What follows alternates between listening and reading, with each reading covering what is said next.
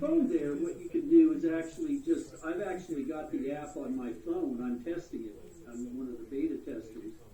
And I can just push a button and the whole thing shows up right there. And I can also log a complaint. Yeah, if you kind of walk us through it, I think that would yeah. help a lot because Yes. it's not that simple. When I went on there, I was like, okay.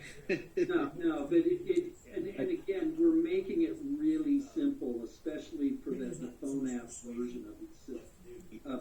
I'd like to be able to pull data from because Gabriel's asking for the last 2 weeks, so you can see what he's looking for. I would be looking for something just for the last day at a specific site, So, anyways, we'll work on it. Thank you for the report. Thank you. I have a question. Yeah, I want to know how far back you can go with this data. Well, we started putting in we started, I believe, in September installing systems, and so we have data back to there. And then, we actually have data which we can make available to everybody all the way back to the original blowout. Only. What's that?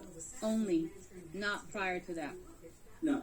Because this has been going on for a long, long time. We just discovered it. Sure. At the blowout. Yeah. Okay. All right. Thank you so much. Thank you. Any further questions or comments? No further comments. Thank you. Oh, Greg, you have a question? I do. Thanks, Don. Just so we're clear, Don, both the EPA and the Cal EPA have set limits for benzene. You said it was not defined. It is clearly defined for 8-hour and chronic exposure. EPA is 1 part per million, and Cal EPA is 1 part per billion. Yeah, but what I was referring to, Craig, is kind of what you were referring to, which is you go to the World Health Organization and they're like, there is no level. Correct. That is, we don't know what the chronic or these levels should be. Oh, no, I interpret what the WHO says is that there is literally no safe exposure. Right. Not that they're saying they don't know what the minimum could be. Okay. They're saying there is no safe level of exposure. Yeah. So they're saying you should abstain from it. Don, last meeting you told us they were calibrating. Can you please, two questions. Can you please tell us why the calibration and the QC is taking so long? And then secondly, can you tell me why I'm on your website now that there is no readings, no histories, nothing?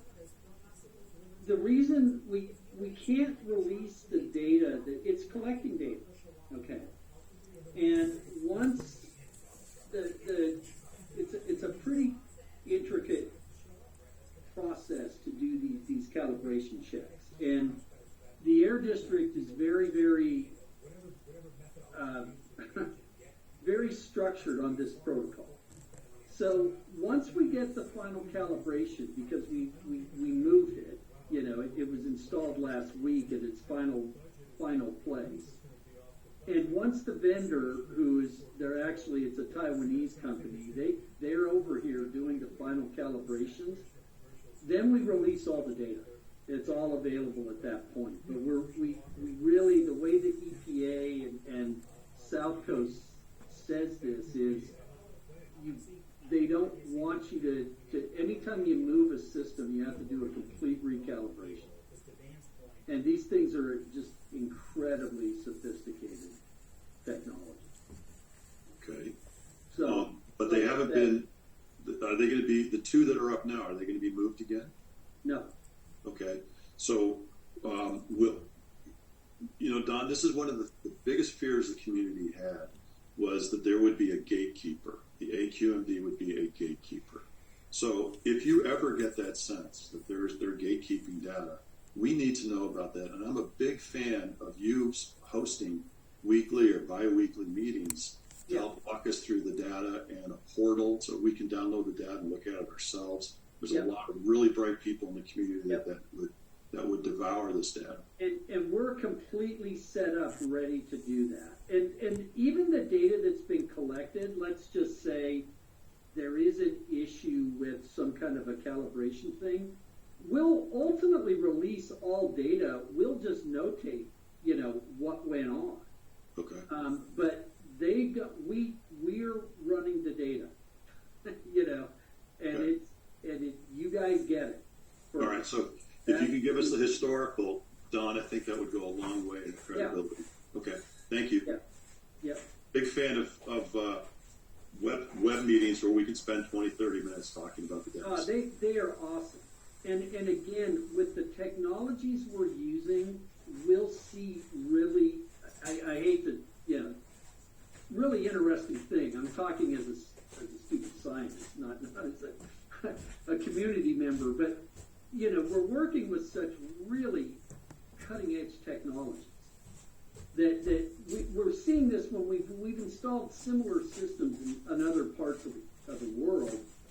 And we're seeing amazing things that no one has ever seen before because this technology is so advanced. And no one was looking either. Right. So exactly. it's about time.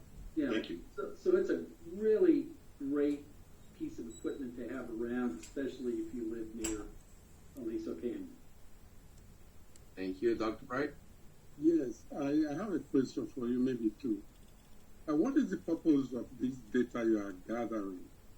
What is the purpose of the data? The purpose. The purpose Yes. of the community meetings for the sharing the data? The data itself. When you pick up this data, take the measurement. With the measurement you are, is what you name data. What you do with it. Well, the major reason, I guess the best, I hate to throw it back at you guys, it's the data is yours to do with whatever we can do, be it health-based studies, be it source identification, be it, understanding where odors and nuisances may be occurring at any given time. We're working for you. That's the whole point of this. And kind of what we're doing with our teaming relationship with UCLA, who is really the best of the best in these fence line systems, using the beams of light right at the fence line of the refinery, is to get you guys the best information you can get.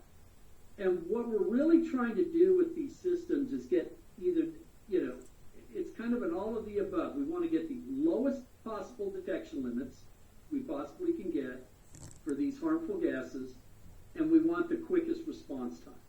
And we want to communicate that to a way to the community that you guys can benefit from that.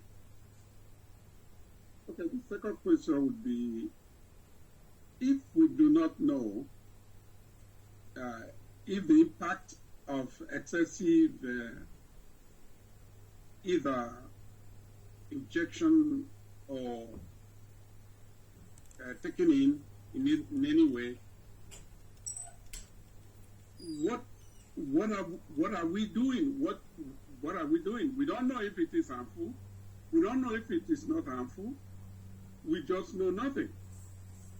So we just gather data. Okay, I saw data. In today's world, every equipment is 1 part per billion, and we have 1 part per trillion in my field. But the point I'm looking at, according to the study you said the UCLA got the funding, is it to look for what harm it costs human being, or just to look at what I don't understand. That's what I. Well, and I think you need to understand too that what we're doing with the fence line and community air monitoring system is a completely separate project than the UCLA stuff, the health stuff. Now, if they want our information, obviously we will give it to them, and to do any kind of health-based assessments they want. Obviously, that data will be presented to them, as well as to anybody in the community who wants it. It's okay. All right. Thank you, Jason. Yeah, Don. So, are we able to see the?